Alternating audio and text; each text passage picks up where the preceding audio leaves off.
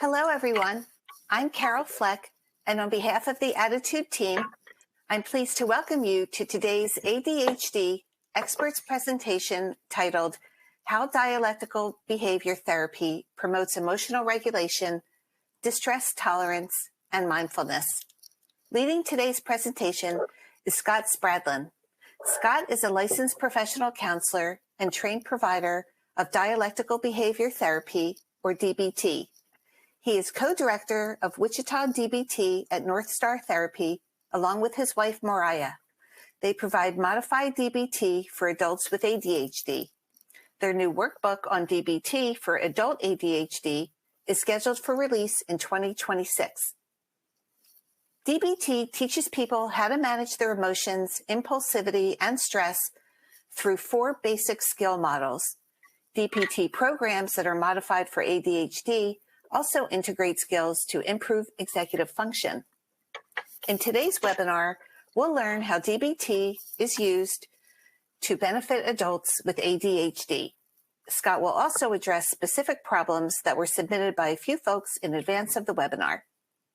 And just so you know, ADDitude has another webinar coming up that's focused on DBT, but this time it's DBT for children. It's on November 19th. Visit attitudemag.com/webinar to sign up. We'd like to begin today's webinar by asking 2 poll questions to our live audience.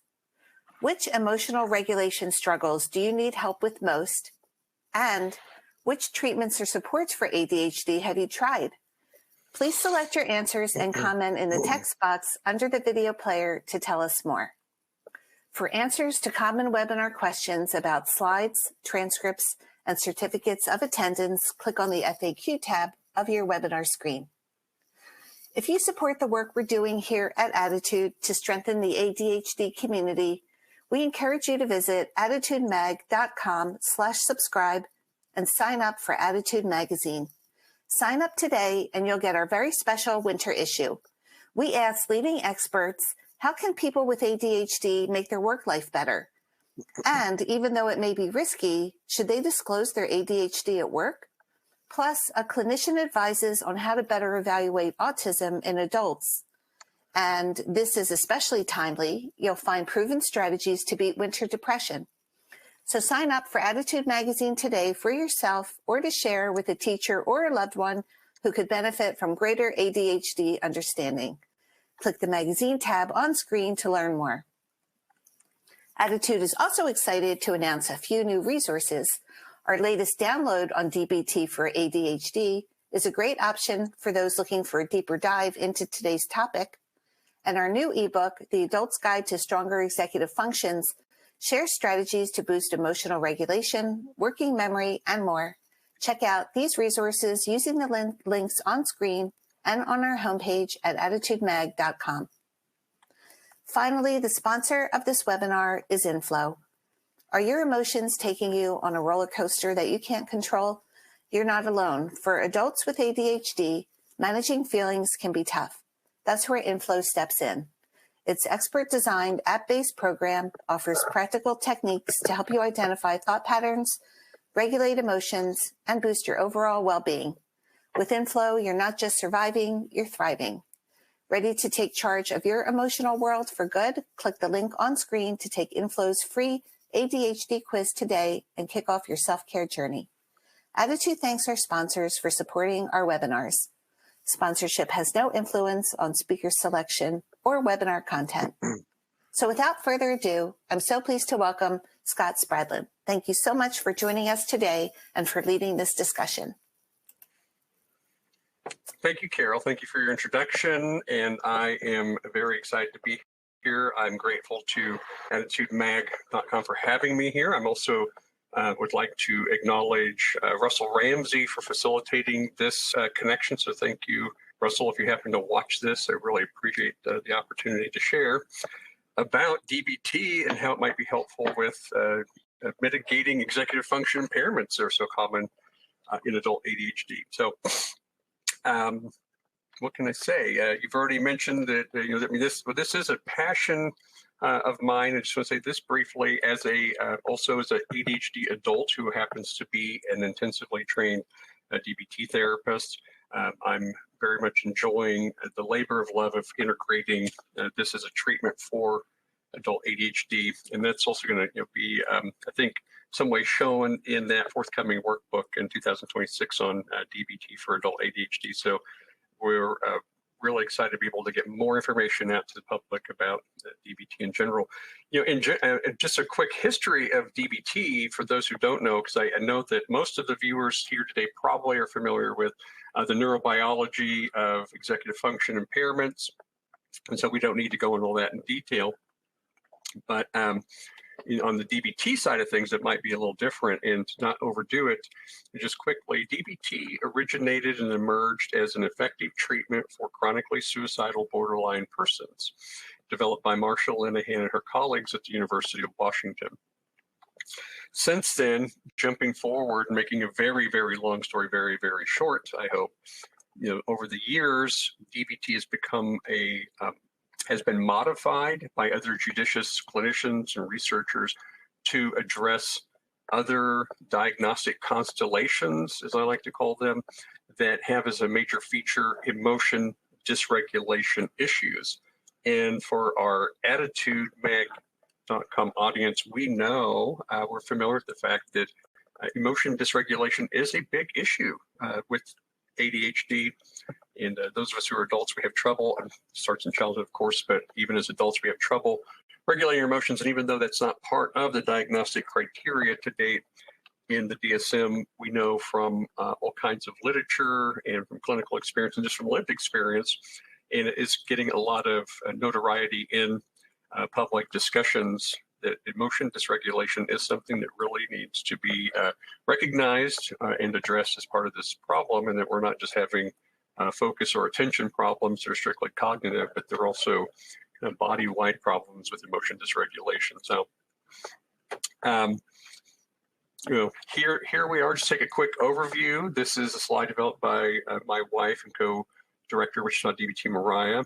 Again, we're not going to go into these in details, but just again to remind us about all the executive function challenges that an ADHD adult might face in day-to-day life. And these all have, for adults, of course, major implications of quality of life, even longevity and overall health. And I'm happy to say that these are absolutely prime for being targeted with DBT principles and practices. DBT is, in its classical structure, it is a comprehensive therapy. We don't have a slide for that, but I will say that the standard comprehensive DBT program would include getting the client involved with individual DBT therapy. They would also be attending DBT-skills training simultaneously. The DBT therapist will be participating in a DBT team consultation weekly as a way to help them stay skillful and to stay within a dialectical framework and to stay within the structure of hierarchies and targets and all the other things that we do in DBT. And there may be some ancillary pieces that would be added to that in the standard classical comprehensive DBT, which we would call adherent DBT. Underneath all of that, there's three major paradigms through DBT that I thought would be worth mentioning to our audience today. Of course, the first one would be this idea about dialectics, because that's the D in DBT. So this is important. What is that? What's that all about? And this is also, well, the main dialectic in DBT is the tension between acceptance and change. And acceptance and change are the other two major paradigms in DBT. So as goes acceptance and change, which I'll mention here quickly because I'm going to unpack dialectics as thoroughly, as briefly as possible. But in DBT, the dialectics are really about identifying polarities in day-to-day life. So tensions that often manifest themselves in all or nothing kinds of propositions in terms of the way we think about the world or interpret the world, extreme relationships with our emotions, perhaps oscillating between over-expression to over-control, and not really hovering somewhere in the middle. And we're all familiar with some of these kinds of problems if we have some experience or knowledge of cognitive behavioral therapy. DBT is a cognitive behavioral therapy with that addition of mindfulness and validation strategies.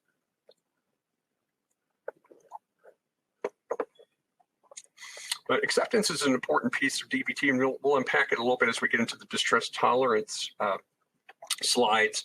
But I wanted to say up front that acceptance in DBT doesn't have anything to do with approving of, say, unfavorable conditions or approving of executive function impairments or problems that we have, but rather simply being square with and knowing what our limitations and problems are, truly acknowledging those, acknowledging reality also, situations we're in order then to be able to turn our attentions toward this, our self-activating and our self-regulating, which is so necessary to build a life worth living through change strategies. So today we're going to talk about mindfulness and distress tolerance, which are primarily on the acceptance side of this dialectic and this paradigm, and we'll talk about emotion regulation skills, which are primarily aimed at change strategies and how do we build resilience while reducing our vulnerability to maybe being under emotive, but also about when we are over emotional and our emotions are running our lives, so to speak.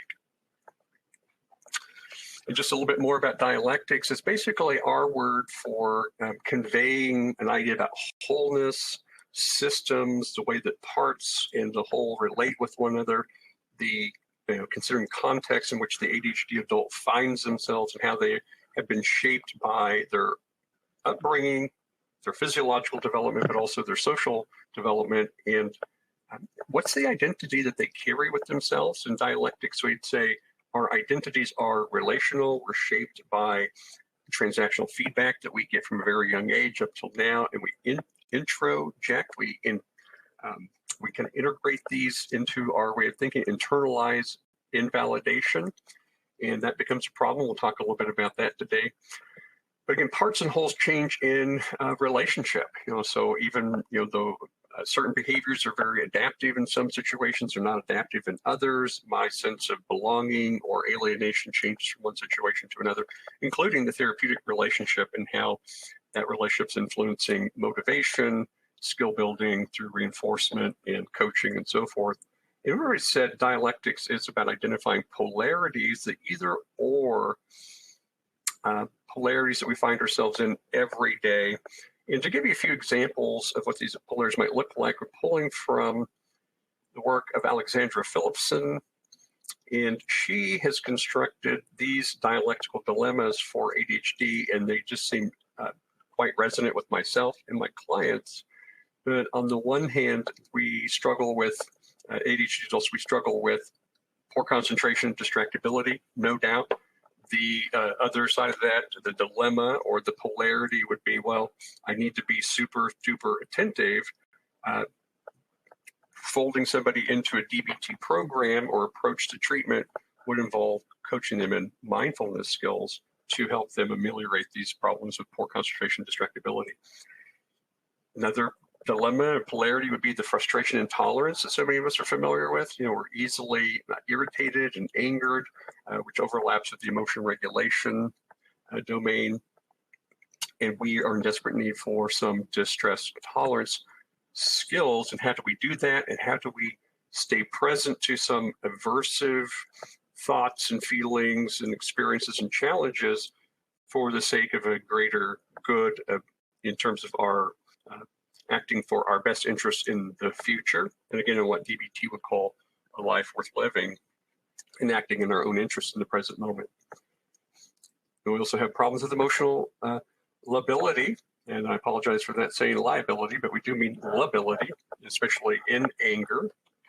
And this is something that resonates with many of my clients clinically. Anecdotally, I can say when we talk about emotion regulation, anger is a major struggle for a lot of our ADHD adults.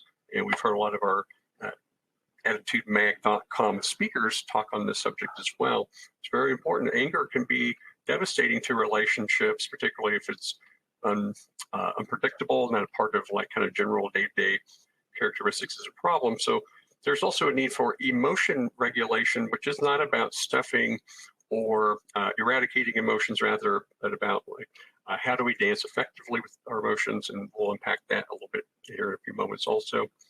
And one more dilemma or polarity would be there can be interpersonal chaos.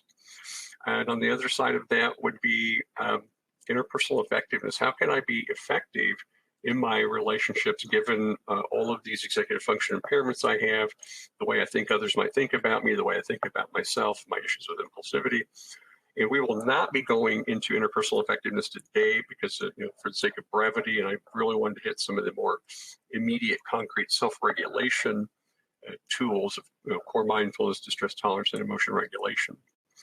But rather than, again, going into being stuck with either interpersonal chaos on the one hand, or the polarity, perhaps being a button down, placating, an appeaser to others, perhaps even kind of treating myself as an adult child rather than as an adult in my adult relationships.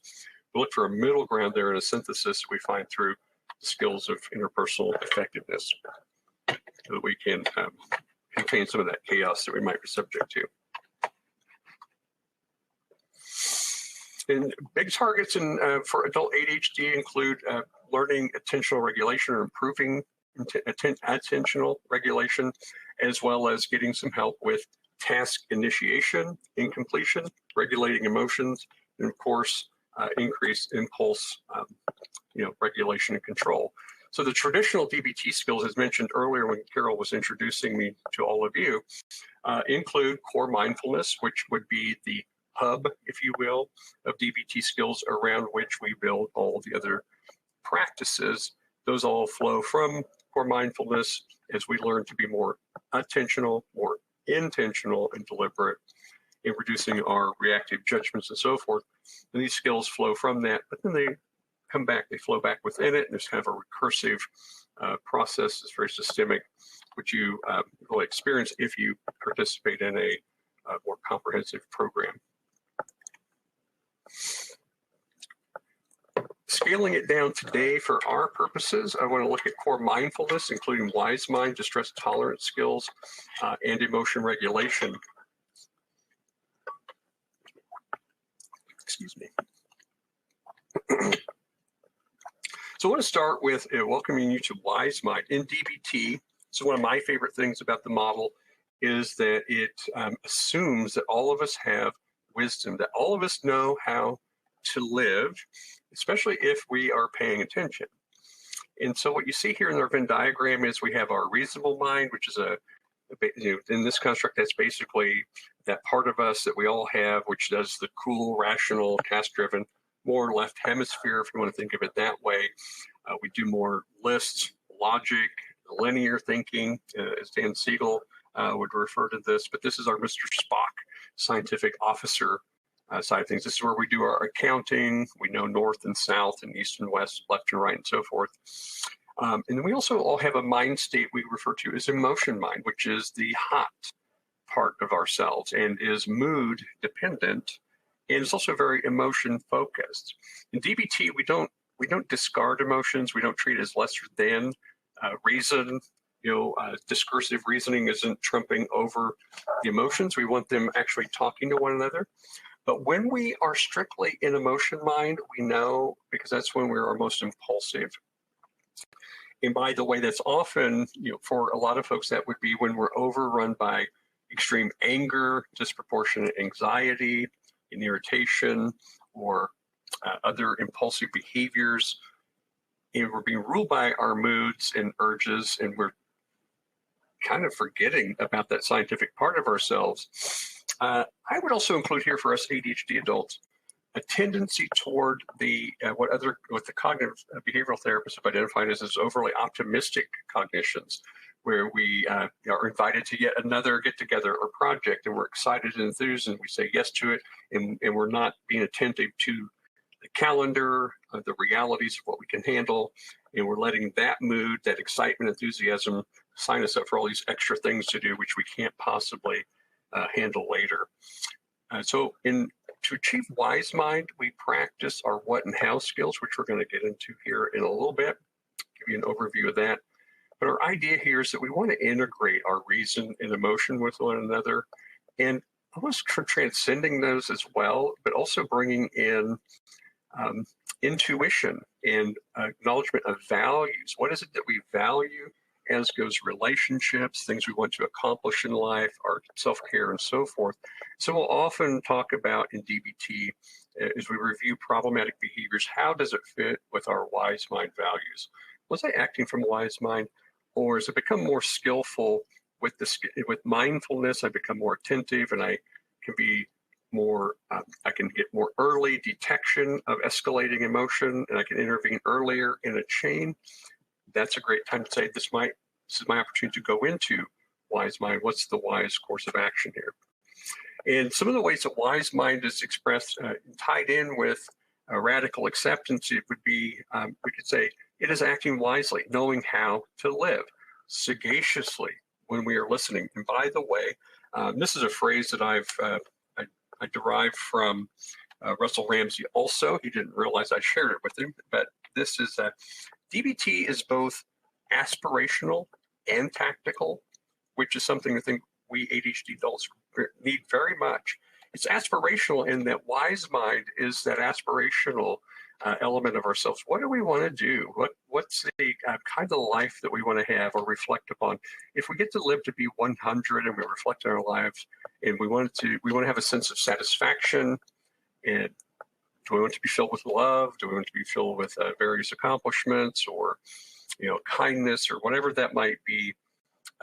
Need to stay connected to our aspirational. And the aspirational will also include some accountability elements. So why is it important to do really dull and boring tasks? Because they may have something to do with our income, our livelihood, and what we may be able to contribute to people that we care about and we love. Wise mind and radical acceptance tying together also in terms of how we can practice acceptance of self, so that we can integrate the reality of our neurodevelopmental deficits as part of who we are as a whole person. It also can help us cultivate compassionate detachment, where we learn to watch some thoughts and feelings without reacting or reducing our tendency to react. And I have a reference here to watching the bonfire or the mosh pit without jumping in. And one of the pictures we sometimes will talk about, it's like sometimes thoughts and emotions can be so jumbled. It's like watching 12-foot gorillas having a mosh pit around a big bonfire, and they're all trying to get you riled up and get you to join in. But if you just watch, and if you're patient, they settle down, they get bored, and they subside, and then you can move on to doing the next right best thing that would make sense for you in your situation. And with the wise mind and self-acceptance too, tying in here just a little bit of the DBT biosocial model and how this applies to understanding ADHD, we basically say, look, on the one hand, on the bio side of things, you were born with executive function impairment, which are those physiological pathways which work differently or have certain deficits or impediments that are problematic. And then so you will probably need a different set of skills or enhanced skills or scaffolding and support as you age up, especially into adulthood. But if that's not seen, if that's not noticed or diagnosed, and so many of us that are adults being diagnosed, we often don't know, our families don't know, so they can't, they don't have the insight to those realities. Then we're left with a lot of outward criticism about, your head is in the clouds, or we're lazy, careless, and so forth. And so on the social side, we're getting these messages from our caregivers where we're not given a language for our emotions, or given sort of a understanding and acceptance language about our behaviors, as well as scaffolding and so forth. And so that our environment may let us down, and this is not abuse or neglect per se, although that happens with some folks, that there's a failure then to teach realistic problem solving to ADHD persons with executive function impairments. And without those skills, then we're really set up for some big problems, especially as we age into adulthood, where,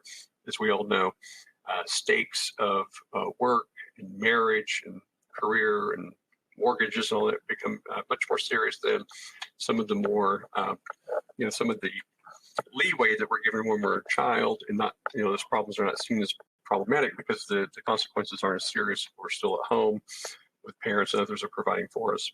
Wise mind and self-acceptance also help us begin to develop counters for internalized self-invalidation that we've brought in from our environments over the years. And I think there's probably some tie-in here for the phenomena of rejection sensitive dysphoria. So a little bit about core mindfulness and how you practice this. Quick overview with our colorful handout here, or slide. We have two sets of skills for core mindfulness, the what and how skills. And these are our vehicles for increasing attentional regulation. They're also our tools for, and our vehicles for cultivating wise mind. And on the what side, you see we have these big bullet points called observe, describe, and participate. And observing is simply that. It's I'm practicing seeing what's happening externally within my environment, the behaviors of others. I also can bring the observation internally. I notice a thought or judgment I have. I notice my cognitions. I'm watching them like clouds passing through the sky.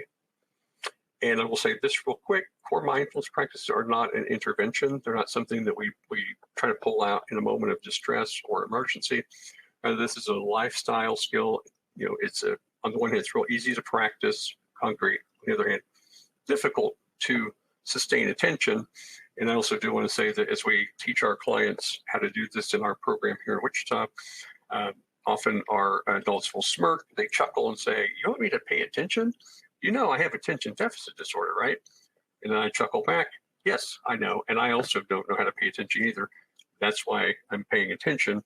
And we practice, and we can increase this skill to some degree. So then we describe what the phenomenon is happening in factual, non-inflammatory language. Helps us to sort of divest ourselves of, habits of thought that intensify perhaps negative emotions, or maybe feed impulsivity in some cases, or an unwillingness to endure distress without engaging in self-defeating behaviors. And then finally, participation. Core mindfulness in DBT is a head, shoulders, knees, and toes process. It's not sitting around thinking about thinking or breathing or meditating in a chair or floor. It can be that as accessories or helps to developing mindfulness. But participation, it's just a call to be involved where you are with whatever's happening. Whatever that is, whether it's unpleasant or exciting, you are a part of it. And this is very important for all people, and I find it especially important for myself as an ADHD adult and my clients. And the what skills are practiced the following ways. The how skills. How do we practice what skills? We practice them non-judgmentally. We try to let go of judgments, rumination, so forth. Repeating this daily. Core mindful skills are all the time skills. They're daily skills that we practice. Not just a one-off intervention. We practice one mindful. So we practice doing one thing at a time, letting go of multitasking. It's very important. And then we turn ourselves toward what is effective in this given moment to solve a problem, or to get the laundry done, or to regulate my emotions when I feel irritated with my children. So those are core mindfulness skills overview. In distress tolerance, that skills module, I'd say the banner goal there is to learn how to bear pain skillfully. How to bear pain skillfully. We would further express distress tolerance skills by reminding ourselves and our clients that pain is inevitable, suffering is optional, misery is not required. And finally, you say, and this is an addition of our own, Shempa happens, let it go.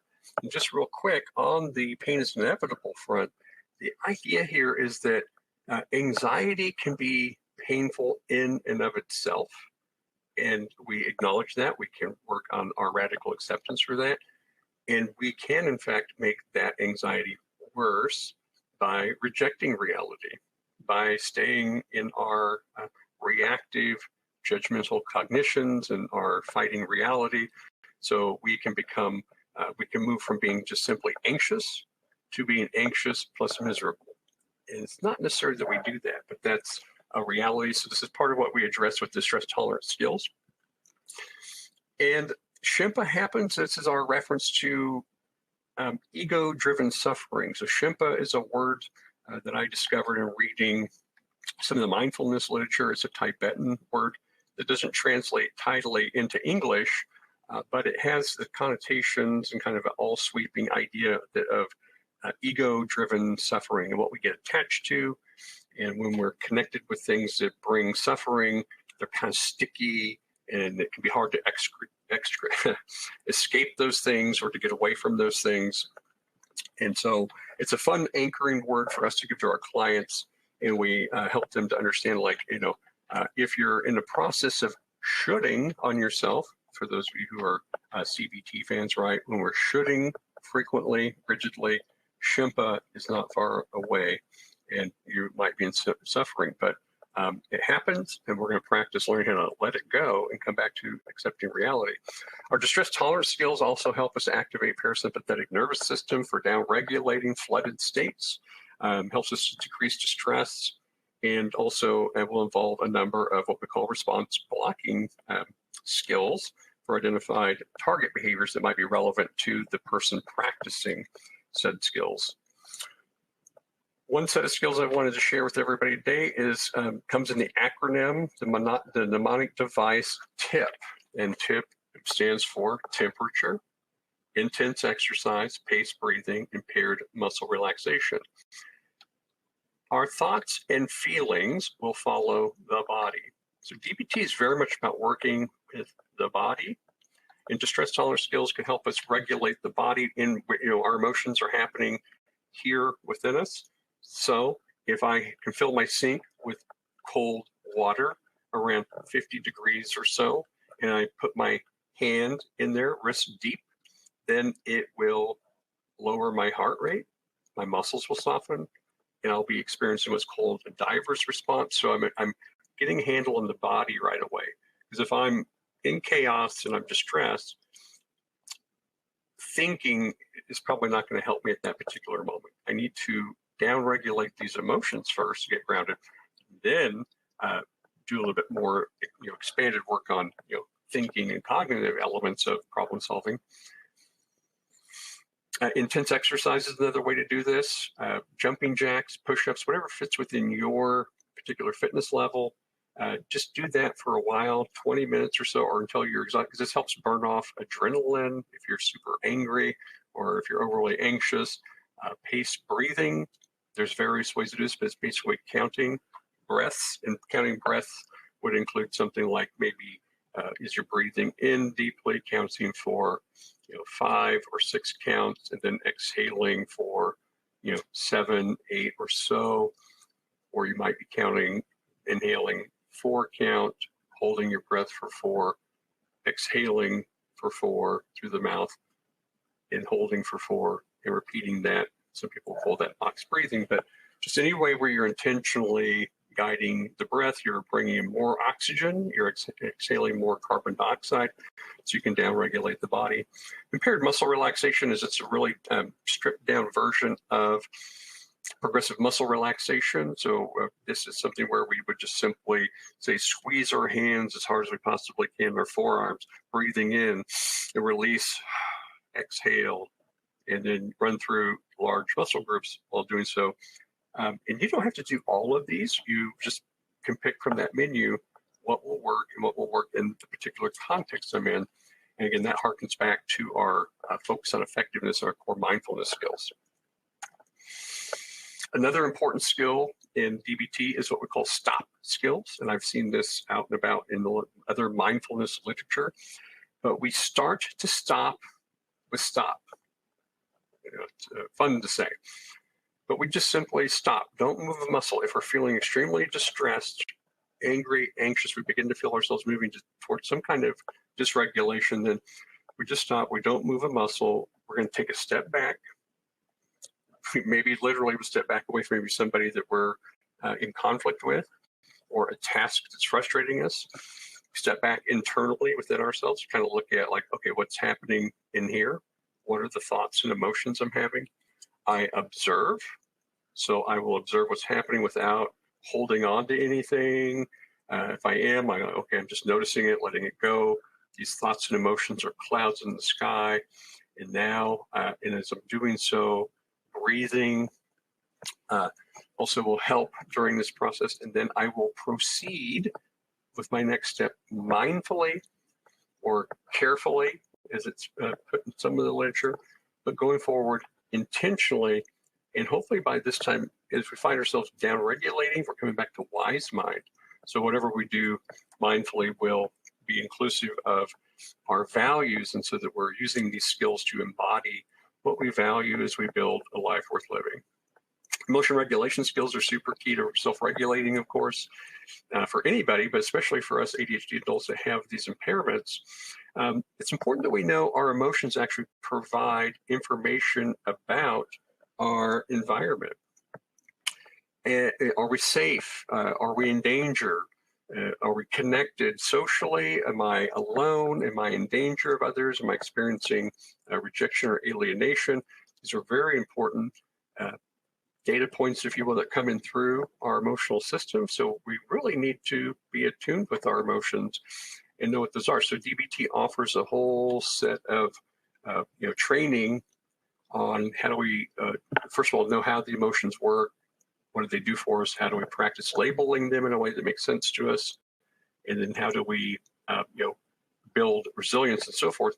Also, that final point there with our little dancing people, emotions promote effective action. We say in DBT, our emotions are primarily adaptive. Our primary emotions are they are adaptive, and they help us do some really important things. So we don't want to ignore them, but we want to befriend them and learn to dance with them a little differently. Other key DBT emotion regulation skills would include, again, understanding the essential importance of how our emotions work for living and for thriving. What do our emotions do for us? Again, we've already said that they keep us safe. If I hear a growling dog in a dark corner as I take out the trash, I'm probably going to feel a little fear. Oh, thank goodness, I might go inside so I avoid being bitten. I'm probably not going to go investigate. I wouldn't anyway. Maybe you would, but I wouldn't. Internal awareness of emotions and labeling them. When we are able to label our emotional experiences, there is evidence out there that shows that process actually helps to cool the amygdala and the limbic system a little bit. Those correlate with one another. So again, naming our emotions. So, I am experiencing anger right now. I know what it is. Also, in accepting that, increasing my emotion acceptance, my emotions happen for a reason. I'm not, causing emotional problems for myself because I'm a bad person or a silly person or whatever the case may be. They're happening, they're valid. I don't have to fight with them as much. And then I can let them in some ways do what they're intended to do. And I can either rein them in or I can just, upregulate them a little bit, which we're going to talk about here in a minute also.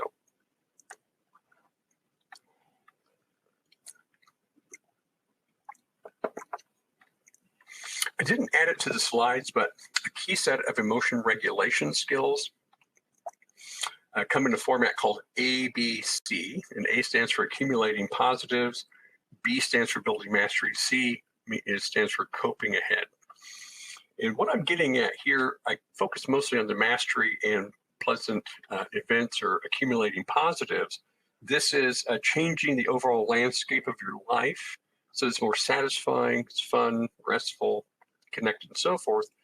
But starting at the top bullet point here on this slide, one of our key skills of mastery is to increase emotion activation, acting upon our environment every day, and finding things to do that are challenging, but not too challenging, but aren't so uninteresting that we become too bored with it right away.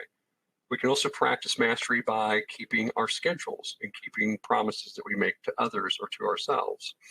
But we want to go out of our way to find challenging things to do. And sometimes the challenges are completing the laundry, filing the taxes, renewing the tax for your automobile license, and so forth. We also want to work on increasing emotion initiation to act on oneself to toward accumulating positives in positive or pleasant emotional experiences. So we have our clients go through and make a list of things that they can do that will bring them a sense of interest, satisfaction, fun, humor. And these are not intended at all to be sort of unmitigated pinnacle euphoria or those sorts of experiences, but just simply, what about gardening every day? What about keeping a tidy room?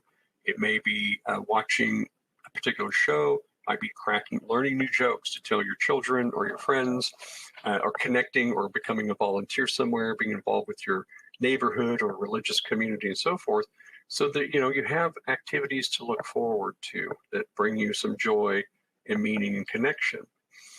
And to increase persistence and task completion, but also I'm going to say we have a practice called opposite to motion action. And opposite to motion action is typically something that we would practice if we are in a state we're becoming overwhelmed, or our emotions may seem disproportionate to the situation that we find ourselves in.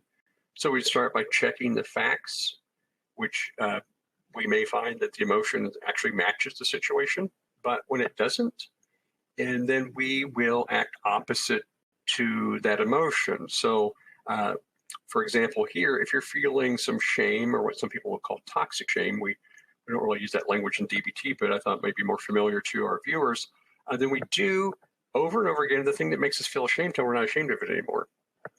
And I don't mean do things that are immoral, illegal, or make you feel bad, but often we may feel shame may get in the way of us completing tasks and having a sense of self-efficacy and so forth.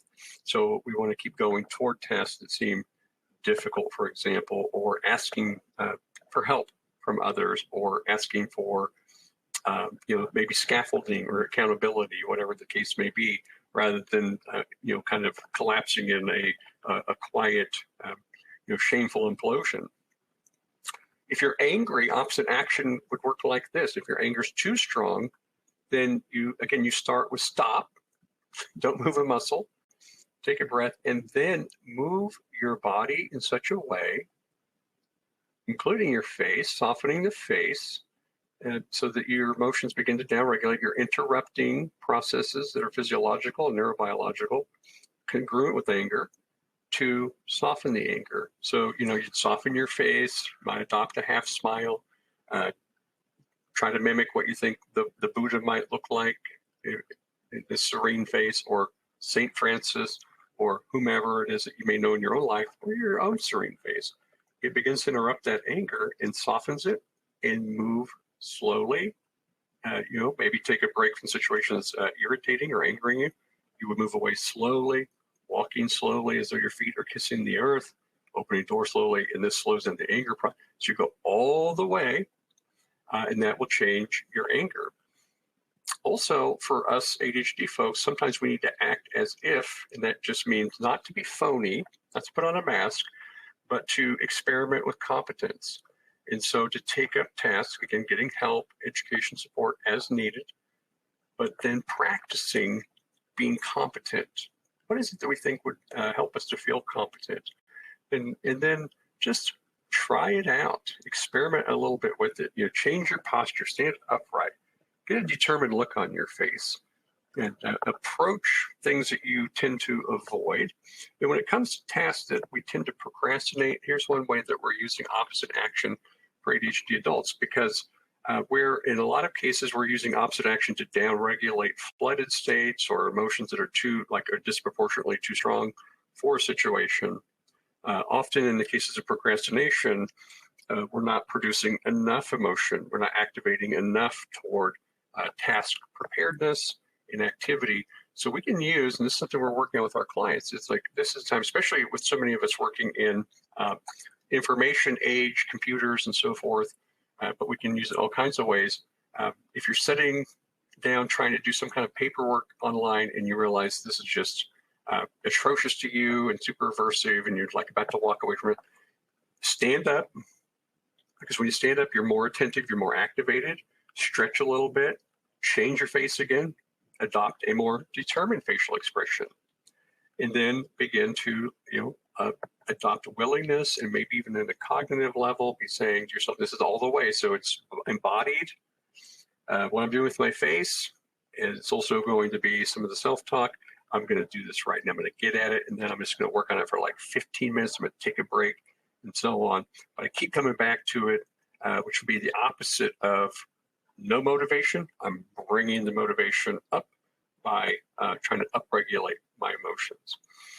So that's what I have in terms of my slides right now, and I hope I have left the time needed for our dialogue after this. So thank you for that, and I'll turn it back over to Carol. Thank you, Scott, for such an informative presentation. Before we start the Q&A, I'd like to thank Inflow once more for sponsoring this webinar.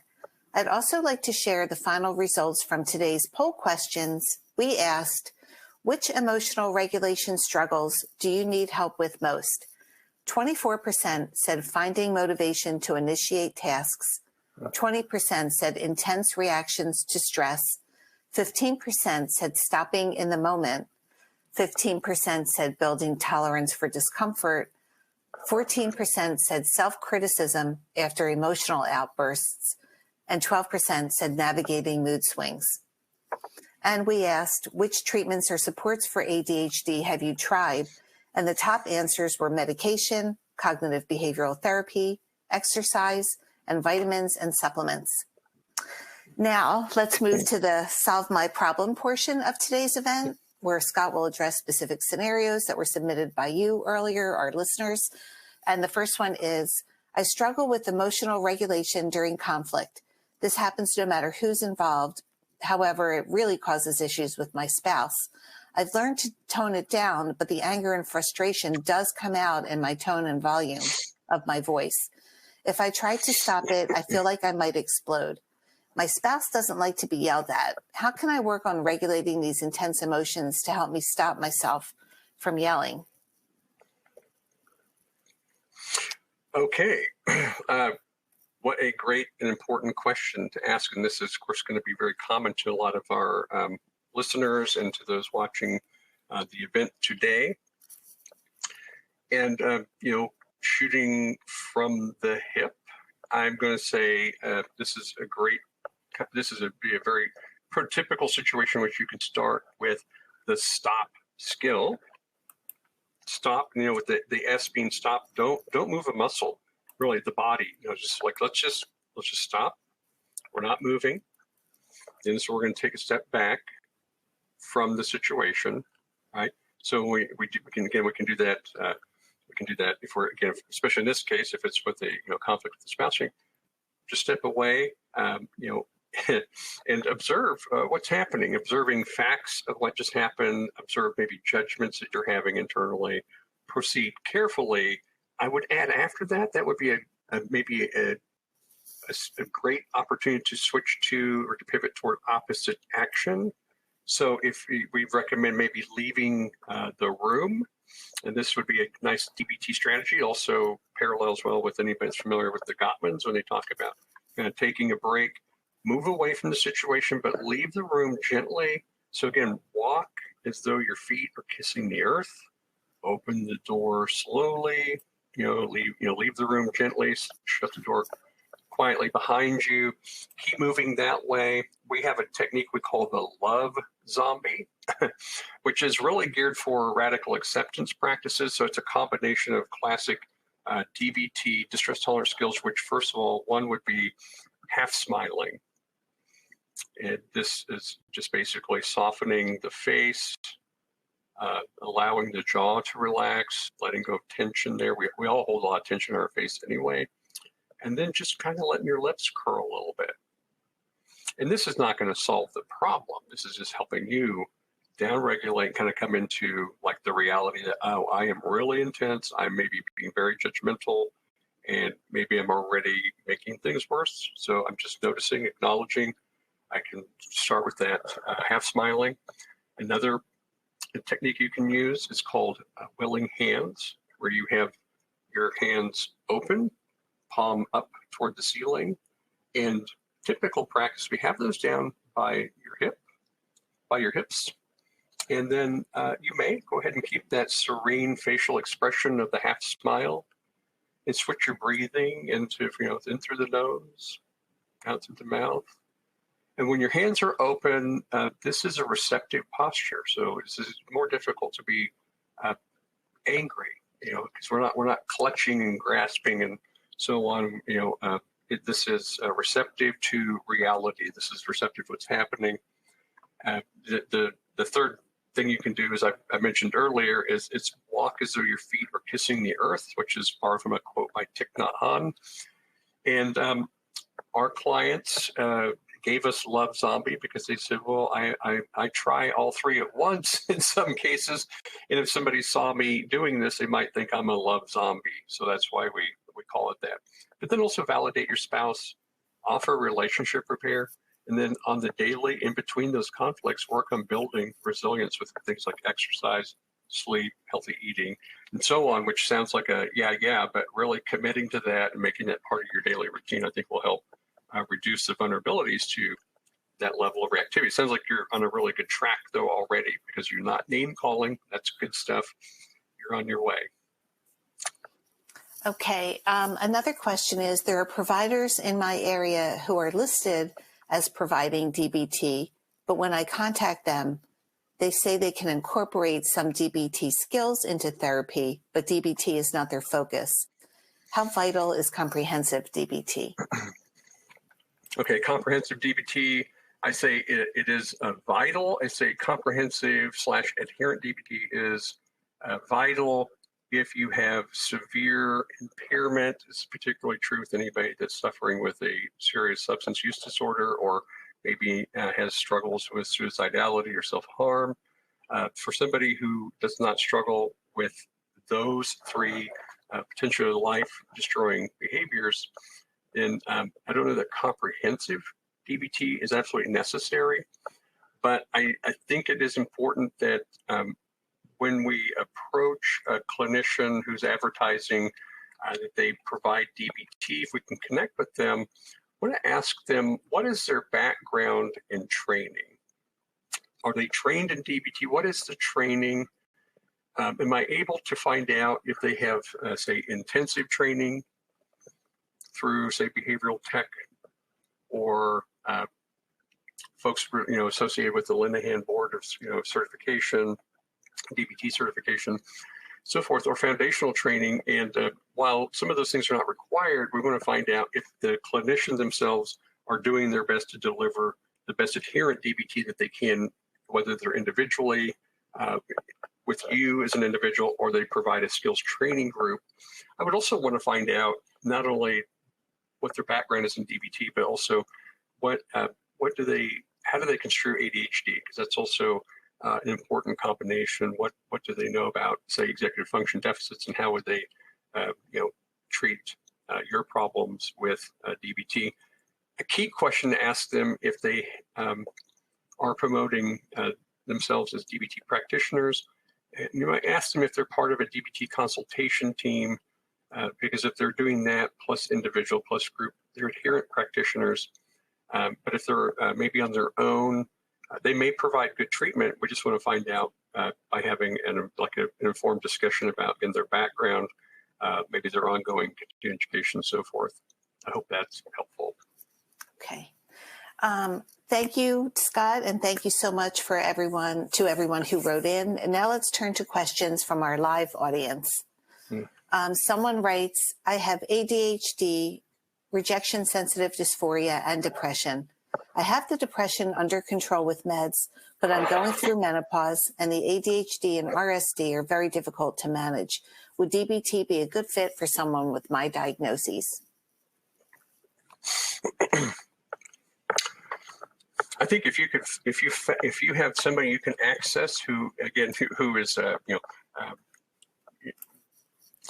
sufficiently trained in DBT, I do think DBT would be helpful because of its emphasis on both core mindfulness and on emotion regulation, because this is a time of life where you probably are having more intense mood swings or emotional ability.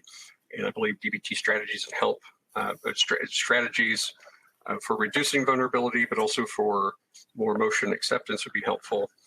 Along with the RSD, with the mindfulness training in terms of how you can learn to pay attention to the thoughts you have, the self-talk, which are often associated with that, the sense of rejection, and then being willing to, engage in some more exposure-based strategies with an eye on effectiveness, and then, do the things that make sense that are in service to your wise mind, life worth living goals. Okay. Another person asks, my biggest challenge with emotional distress isn't due to any triggering event. Instead, it's from loneliness. When I do open up about my struggles, it usually ends up with others eventually pulling away. How can I connect with others and express my needs and at the same time avoid the feelings of rejection?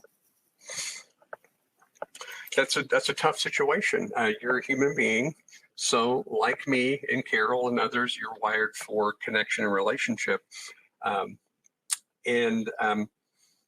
To get to know others, of course, some of the basic things, which you probably already do, and this is part of what we promote in DBT, is if you tend to be a little more isolated, then you need to put yourself into proximity to folks, whether that's, a makers group or chess club or religious body.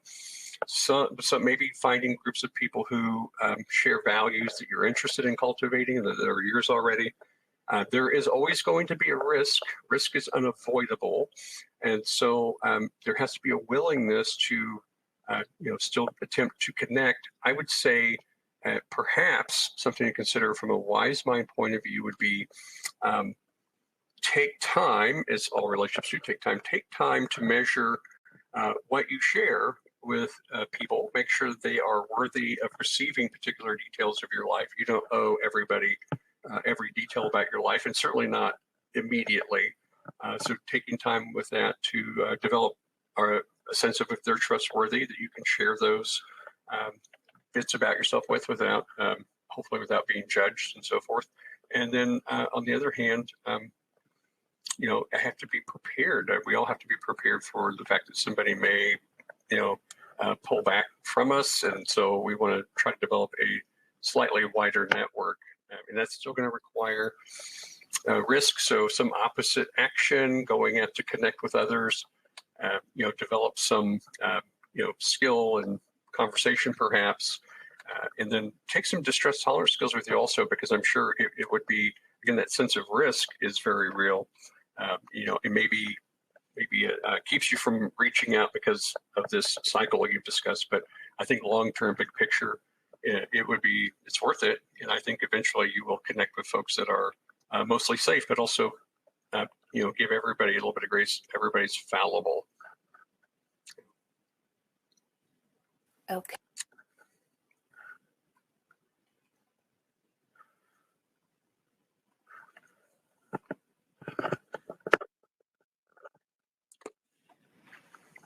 I'm still here. I'm sorry about that. No, that's okay. I apologize. Another question we have is there an alternate way to help ourselves and children have radical acceptance for ourselves and others when the vast majority of ADHD literature and research sees ADHD as a deficit?